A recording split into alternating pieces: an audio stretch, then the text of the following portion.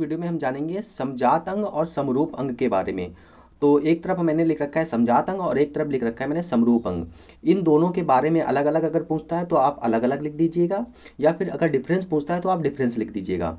सबसे पहले हम देखते हैं कि समजात अंग किसे कहते हैं। तो समजात अंग में सिर्फ आप 2 पॉइंट याद रखिए कि समजात अंग है अगर तो उत्पत्ति समान है और कार्य भिन्न है। बस ये चीज़ याद रखिए, आगे आप समझ जाएंगे कैसे मैं बता रहा हूँ दोनों चीज़ों को। तो उत्पत्ति क्या है, समान है, और कार्य क्या है, भिन्न है। वहीं समरूप अंग की बात करते हैं तो कार्य समान है लेकिन उत्पत्ति देखेंगे तो वो भिन्न है।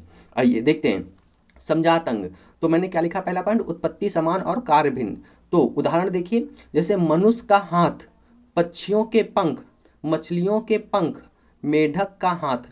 देखिए इन सब की क्या उत्पत्ति क्या है, समान है। अब कहेंगे उत्पत्ति समान कैसे, तो मनुष्य के हाथ की जो हड्डियां होती हैं तो उसमें भी क्या होता है, humerus, radius, ulna, metacarpal, carpal और स्प्लेंजिस, यानी कि हाथ उंगलियों की हड्डियां।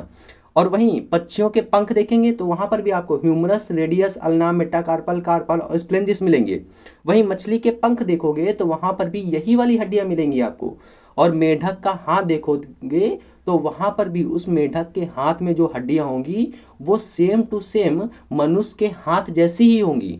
यानी कि मनुष्य का हाथ और पक्षियों के पंख और मछली का पंख, मेढक का हाथ, इन सब के जो उत्पत्ति है वो एक जैसी है, यानी कि उनकी हड्डियां एक जैसी बनी हुई हैं, लेकिन कार्य सबका अलग अलग है।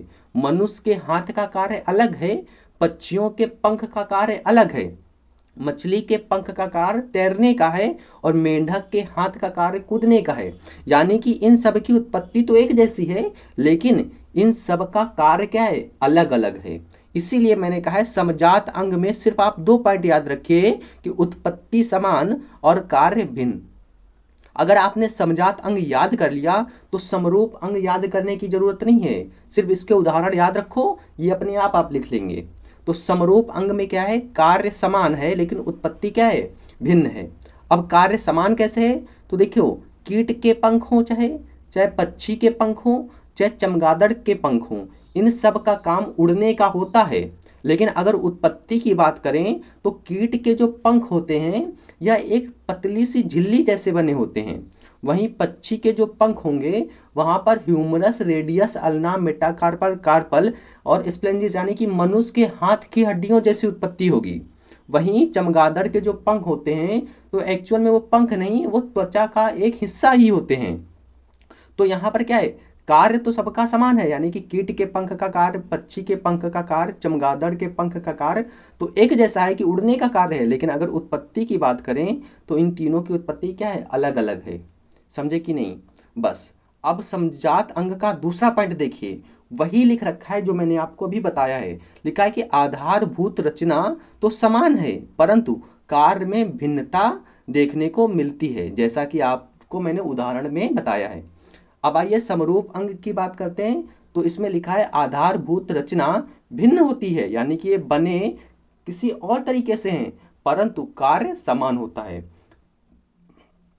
तो उम्मीद करते हैं कि पहला पॉइंट और दूसरा पॉइंट आप समझ गए होंगे। अब तीसरा पॉइंट, समजात अंग को कभी कभी डाइवर्जेंट इवोल्यूशन के नाम से भी जानते हैं। क्या, डाइवर्जेंट इवोल्यूशन भी कहते हैं समजात अंग को, और समरूप अंग को कभी कभी कन्वर्जेंट इवोल्यूशन के नाम से भी जानते हैं। तो इसको मैं किसी अन्य वीडियो में डिटेल में बताऊंगा कि समजात अंग को डाइवर्जेंट इवोल्यूशन क्यों कहते हैं और समरूप अंग को कन्वर्जेंट इवोल्यूशन क्यों कहते हैं।